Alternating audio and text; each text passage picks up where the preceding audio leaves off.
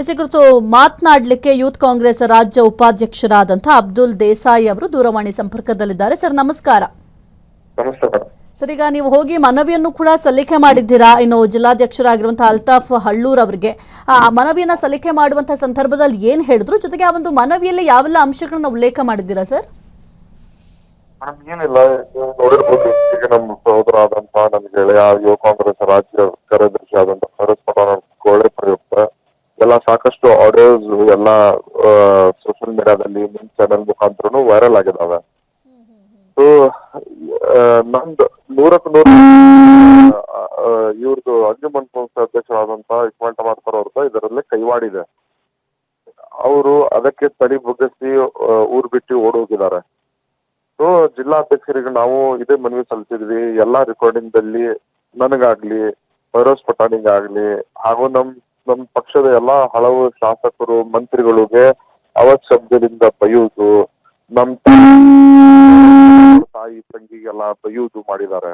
So ಅವ್ರಿಗೆ ಪಾರ್ಟಿಲಿ immediate ಆಗಿ expel ಮಾಡಂತ ಹೇಳಿ ಮನವಿಯನ್ನು ಕೊಟ್ಟಿದ್ದೀವಿ. ಕ್ರಮ ಜರುಗಿಸ್ತೀವಿ ಅಂತ ಏನಾದ್ರು ಹೇಳಿದ್ರ? ಯಾಕೆಂತಂದ್ರೆ ಈಗ ಆಲ್ರೆಡಿ ನೀವು ಹೋಗಿ ಮನವಿಯನ್ನ ಸಲ್ಲಿಕೆ ಮಾಡಿರೋದ್ರಿಂದ ಕ್ರಮ ಜರುಗಿಸ್ತಾರಾ ಅಥವಾ ಹೆಂಗೆ ಅಂತ ಮುಂದೆ? ಅವರು ಅದು ಮುಂದೆ ಬೆಂಗಳೂರಿಗೆ ಕಳಿಸ್ತೀವಿ ಅಂತ ಹೇಳಿದ್ದಾರೆ. ಅವರು ಮ್ಯಾಲಿಂದ ಪರ್ಮಿಷನ್ ತಗೊಂಡು ನಾವು ಆದಷ್ಟು ಬೇಗ ಇದ್ರ ಮೇಲೆ ಆಕ್ಷನ್ ತಗೋತೀವಿ ಅಂತ ಹೇಳಿದ್ದಾರೆ. ಓಕೆ, ಅಂದ್ರೆ ಸದ್ಯದಲ್ಲಿ ಕ್ರಮ ಜರುಗಿಸ್ತಾರೆ ಹಾಗಾದ್ರೆ? ಅವ್ರು ಹೇಳಿದ್ದಾರೆ. ನಾವು ಮುಂದ್ ಫರ್ದರ್ಗೆ ಯಾರು ಕಳಿಸ್ಬೇಕು, ಅವರು ಕೆಪಿಸಿಸಿ ಪ್ರೆಸಿಡೆಂಟ್ ಆಗ್ಲಿ ಯಾರು ಕಳಿಸೋದೈತೆ ಅವ್ರು ಕಳಿಸಿ ನಾವ್ ಇದಕ್ಕೆ ಕ್ರಮವನ್ನು ತಗೋತೀವಿ ಅಂತ ಹೇಳಿದ್ದಾರೆ. ಸರ್, ಈಗ ಮುಖ್ಯವಾಗಿ ಈಗ ಎಷ್ಟೊಂದು ಆಡಿಯೋ ಕ್ಲಿಪ್ಗಳೆಲ್ಲ ಭಾರಿ ವೈರಲ್ ಆಗ್ತಾ ಇತ್ತು. ಈ ಒಂದು ವಿಚಾರಕ್ಕೆ ಸಂಬಂಧಪಟ್ಟಂತೆ ಏನ್ ಹೇಳ್ತೀರಾ ಸರ್?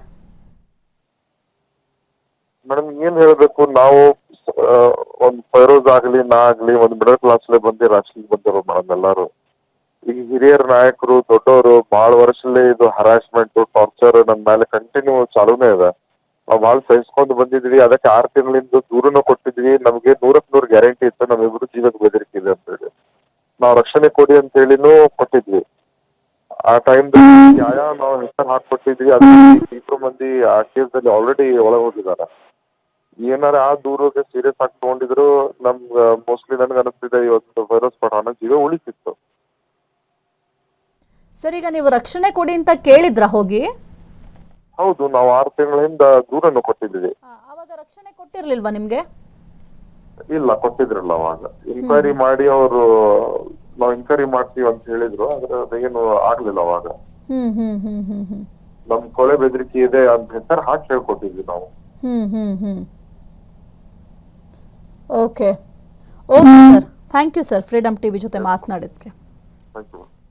ಕ್ಷಣ ಕ್ಷಣದ ಸುದ್ದಿಗಳಿಗಾಗಿ ಫ್ರೀಡಮ್ ಟಿವಿ ಸಬ್ಸ್ಕ್ರೈಬ್ ಮಾಡಿ, ಲೈಕ್ ಮಾಡಿ ಹಾಗೂ ಫಾಲೋ ಮಾಡಿ. ಹೊಸ ಸುದ್ದಿಗಳ ನೋಟಿಫಿಕೇಶನ್ಗಾಗಿ ಬೆಲ್ ಐಕಾನ್ ಮೇಲೆ ಕ್ಲಿಕ್ ಮಾಡಿ.